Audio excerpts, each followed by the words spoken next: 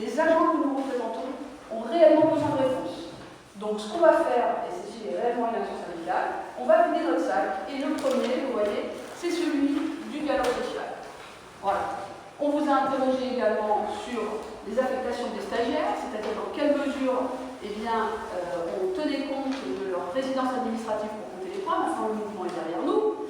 Voilà.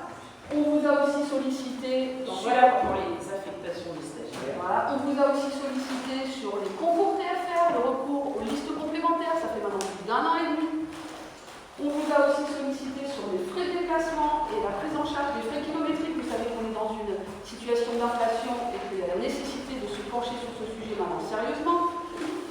Vous savez qu'on vous a interrogé également sur la prime d'attractivité et sur quels étaient les agents qui étaient éligibles, jusque quand ils vont monter la rétroactivité. Maintenant, on est dans une période extrêmement avancée sur ce sujet.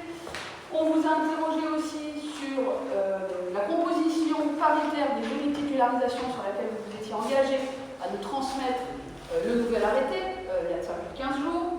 On vous a aussi interrogé il y a plus d'1 an maintenant sur l'indemnité vie chère en Ile-de-France, pour savoir comment on y procédait. C'est pareil, toujours pas de budget programmé, alors qu'il y a besoin de se pencher sérieusement sur ce sujet, même s'il y a eu quelques éléments qui ont été donnés, mais c'est pareil, ça n'avance pas. On vous a interrogé également sur le bilan des mutations, savoir comment on effectuait ce bilan, qui doit normalement s'effectuer avant une certaine date, c'est-à-dire un trimestre avant. On vous a interrogé aussi sur le bilan des congés formation, c'est-à-dire quels sont les critères pour avoir ces congés formation, quelles sont les demandes qui ont été prises en compte, le nombre de demandes. On vous a interrogé sur de nombreuses affaires individuelles avec des agents qui sont en souffrance et pour lesquels il n'y a toujours pas de réponse. On vous a interrogé sur les décrets Prague, c'est-à-dire comment les agents vont voir leur service revu, leur modalité de service. On vous a interrogé sur les concours en EPS, où on a un nombre d'agents très important qui sont en précarité et pour lesquels il n'y a toujours pas de solution qui a été trouvée.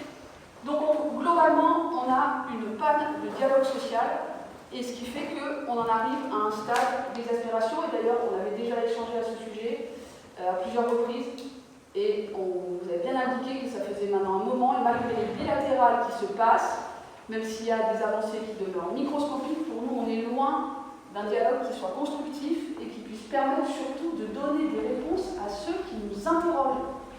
Voilà où on en est. Donc, maintenant, on va s'asseoir, on va discuter, si vous le voulez bien, sérieusement,